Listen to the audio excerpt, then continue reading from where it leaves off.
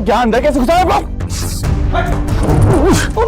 90s की Bollywood movies जिसमें एक ठाकुर होता था और एक गांव के अंदर उसने जुल्म के पहाड़ तोड़कर रखे होते थे।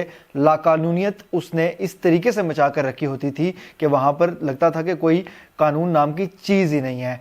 नए दौर में हमें जुल्म ड्रामा ने वही यादें ताज़ा करवा दी हैं। जी बिल्कुल, आज मैं इंतहाई मुख्तसर रिव्यू करूंगा जुल्म ड्रामा के एपिसोड 5 पर, और उसके साथ साथ एपिसोड 6 में क्या होने वाला है इस हवाले से भी थोड़ी सी डिस्कशन करेंगे। सबसे पहले बात करते हैं जनाब जुल्म ड्रामा के एपिसोड की। टाइम ड्यूरेशन को मजीद कम किया गया है, इसकी वजह मुझे समझ नहीं आई। पहले तकरीबन 36 से 38 मिनट तक का ये ड्रामा था, जिसमें अब इनने 35 मिनट रखे हैं, और उस 35 मिनट में से भी एपिसोड 5 में तकरीबन 2 से 2.5 मिनट पुराने एपिसोड के डाले गए थे। उसके बाद नया एपिसोड शुरू हुआ। अब थोड़ा सा इस ड्रामा को इस तरीके से ड्रैग करने की वजह जो मुझे समझ आ रही है कि जिस तरह से ये ड्रामा बनाया गया है और जितना जाहिर सी बात है खर्चा वगैरह इस पर आया है, कास्ट भी तगड़ी डाली गई है, स्टोरी भी बेहतरीन मुझे नज़र आ रही है। स्क्रिप्ट में खराबियां मौजूद हैं लेकिन स्टोरी एक बज़ाहिर ठीक ठाक है, तो इस वजह से इस ड्रामा की एक हाइप क्रिएट होनी चाहिए थी जो कि नहीं हो सकी, और उस तरह से इसको व्यूज़ भी नहीं मिल रहे जिस तरह से बाकी बड़े ड्रामास को मिल रहे हैं। तो ये एक वजह मुझे समझ आती है कि इसका थोड़ा सा इसको मजीद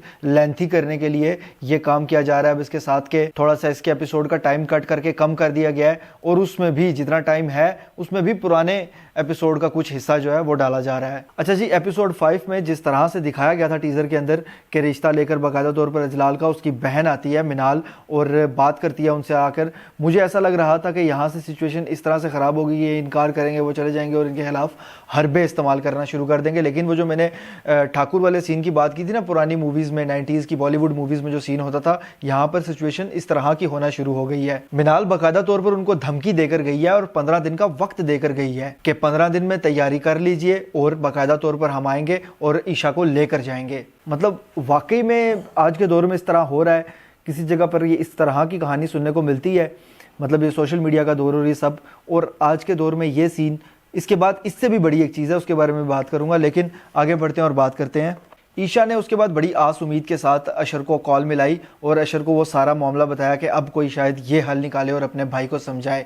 लेकिन जिस तरह से मैंने आपको कहा था कि अशर मुझे 2 नंबर बंदा लग रहा है, पिछले रिव्यू में मैंने ये बात कही थी कि जिस तरह उसने कॉल बंद कर दी और सब कुछ, अभी वो जाकर फौरी तौर पर उससे रब्ता नहीं कर रहा, तो मुझे इसमें कोई ना कोई इस बंदे में 2 नंबरी नज़र आ रही है। और वही हुआ है कि उसने बाकायदा तौर पर 2 नंबरी का मुजाहरा कर दिया है। ईशा से बात भी ख़त्म कर दी और उससे तमाम तर ताल्लुक़ ख़त्म कर दिए, और उसकी मर्ज़ी है कि ठीक है अगर मेरे भाई से भी होती है इसकी शादी तो हो जाए, मुझे कोई मसला नहीं है, क्योंकि जाहिर सी बात है वो बंदा था ही 2 नंबरी पे। लेकिन इस तमाम तर मामले के बाद ईशा के भाई ने इस चीज़ का फैसला किया है कि अब ईशा की शादी जल्दी से जल्दी करवा दी जाए, और इसी हफ्ते उसका प्लान है कि शादी हो जाए। अच्छा जी, उसने बाकायदा तौर पर जहाँ पर ईशा का रिश्ता तय किया गया था और बात चल रही थी, वहाँ से लड़के वालों को बुला लिया है, और अगर मैं गलत नहीं हूँ तो ये जो एंट्री हुई थी ये वही लड़का है, इतना खूबसूरत। और चले उस पर ज़्यादा नहीं जाते, लेकिन बहरहाल जी एक नौजवान आ गया और उसके साथ बाकायदा तौर पर अब शादी की बात होगी। लेकिन नेक्स्ट एपिसोड के टीज़र में ये दिखाया गया कि वहाँ पर भी एंट्री हो जाती है अचानक से अजलाल की, यानी कि फैसल कुरैशी की, और आकर वो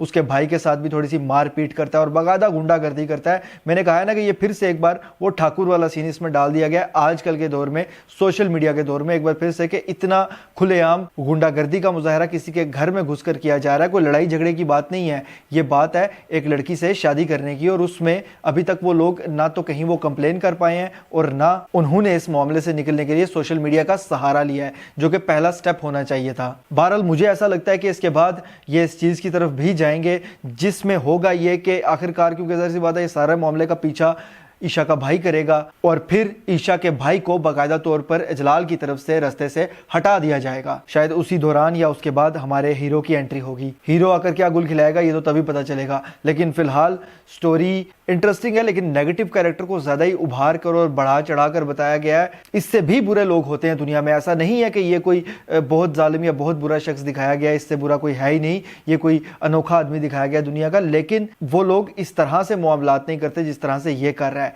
क्योंकि अब इतनी खुला आम गुंडागर्दी नहीं होती, और तरीके होते हैं जिनसे बाकायदा तौर पर इस तरह का मामले को टैकल किया जाता है। बहरहाल जी फिर भी स्टोरी है, देखते हैं कि कितनी इंटरेस्टिंग होती है आने वाले टाइम में। فی الحال میں اگر اس ایپیسوڈ کو ریٹ کروں تو اس کو ملتے ہیں جناب 10 میں سے 5 پوائنٹس۔ اس کی وجہ یہ ہے کہ یہ انٹرسٹنگ ایپیسوڈ تھا، لیکن جس طرح سے پچھلے ایپیسوڈ میں سینز کو شارٹ رکھا گیا تھا اور باقاعدہ بامعنی رکھا گیا تھا، ایک کے بعد ایک سین دکھایا جا رہا تھا، اور ایسا لگا تھا ہمیں 30-35 منٹ کا ڈرامہ دیکھنے کے بعد کہ ہم نے کافی کچھ دیکھا اور ایک ہفتے کی تھوڑی سی نیڈ ہماری پوری ہوئی ہے۔ اس ہفتے وہ چیز نہیں کی گئی، ایسا لگتا ہے کہ بس ڈرامہ میں 1-2 چیزوں پر فوکس کر کے ختم کر دیا گیا ڈرامہ کو۔